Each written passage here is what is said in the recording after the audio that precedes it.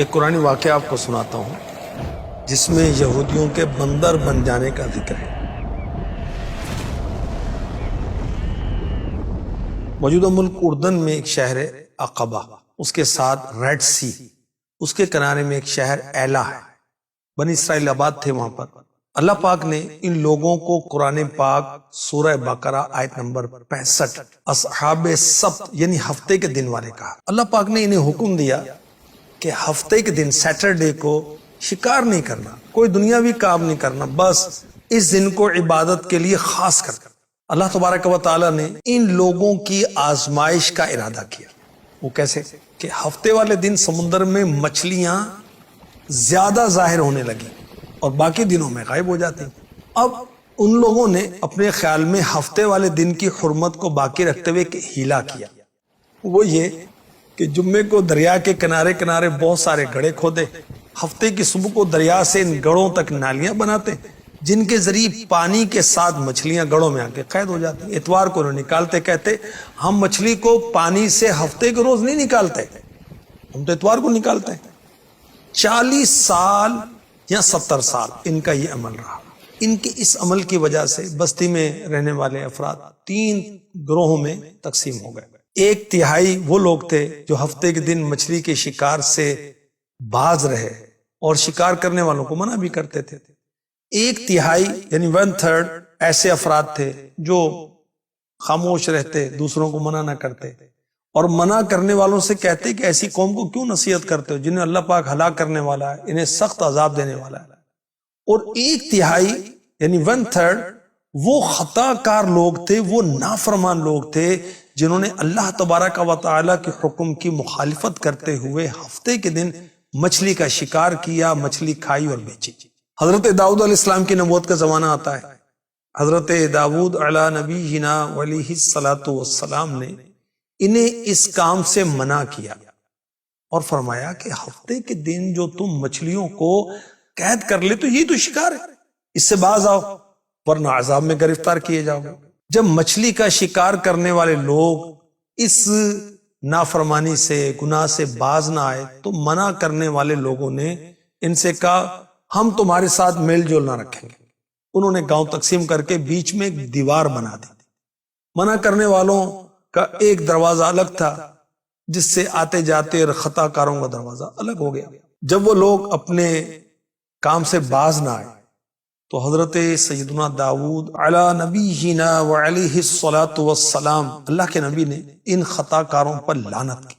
اس لعنت کی وجہ سے اللہ تبارک و تعالی نے، رب جبار و قہار نے ان لوگوں کو عذاب میں گرفتار کیا۔ ہوا یوں کہ ایک روز جو ہفتے کے روز شکار کرنے سے منع کرتے تھے، انہوں نے دیکھا کہ خطا کاروں میں سے کوئی اپنے علاقے سے باہر نہیں آیا۔ انہوں نے سوچا کہ شاید یہ شراب کے نشے میں مدہوش ہوں گے۔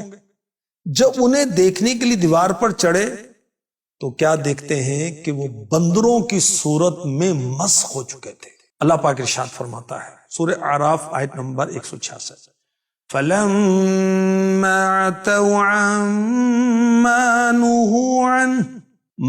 نُهُوا عَنْهُ قُلْنَا لَهُمْ كُونُوا قِرَدَةً خَاسِئِينَ۔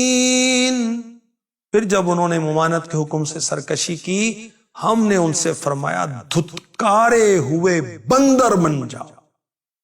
سورہ اعراف کی آیت نمبر 165 میں اس عذاب سے اللہ پاک نے نیکی کی دعوت دینے والوں کو بچا لیا اور مجرموں کو ہلاک کیا، اس کا بیان ہے۔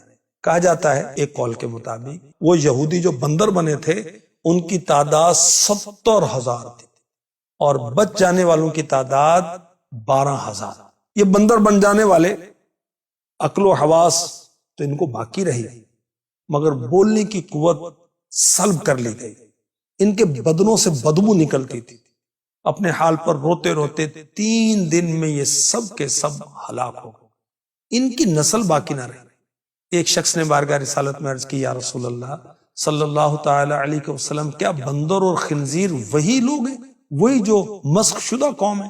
آخری نبی مکی مدنی صلی اللہ علیہ وسلم نے فرمایا اللہ پاک نے کسی قوم کو ہلاک کر کے یا کسی قوم کو عذاب دے کر اس کی نسل نہیں چلائی، اور بندر اور خنزیر تو ان سے پہلے بھی ہوتے تھے۔ اب ہمارے لیے کیا ہے؟ ہم کیا سیکھیں؟ ہم کیا سوچیں؟ کہ شہر ایلا والوں نے اللہ کی نافرمانی کی، شرعی احکام کو باطل کیا، حرام چیزوں کو حلال کرنے کے لیے غیر شرعی حیلے کا سہارا لیا۔ تو آج کل بھی بیوقوف پائے جاتے ہیں جو سود کو نفع کا نام دیتے ہیں، جو بے پردگی کو آزادی کا نام دیتے ہیں، جو موسیقی کو روح کی غذا کہتے ہیں، ڈانس کو آرٹ کا نام دیتے ہیں، شراب کا کوئی اور نام رکھ لیتے ہیں، اس کو حلال کہتے ہیں، فروغ دیتے ہیں۔ یہ سب حرام حیلے ہیں، اور میرے پیارے نبی صلی اللہ علیہ وآلہ وسلم نے پہلے ہی سے ہمیں بتا دیا، فرمایا جیسا یہودیوں نے کیا تم اس طرح نہ کرنا، کہ تم اللہ پاک کی حرام کردہ چیزوں کو طرح طرح کے ہیلے کر کے حلال سمجھنے لگو۔ اسلامی احکام کو باطل کرنے کے لیے، جس کی مثالیں پہلے دی گئیں، ہیلا کرنا حرام، اور حکم شرعی کو کسی دوسرے شرعی طریقے سے حاصل کرنے کے لیے ہیلا کرنا یہ جائز ہے، اور قرآن و سنت سے ثابت ہے۔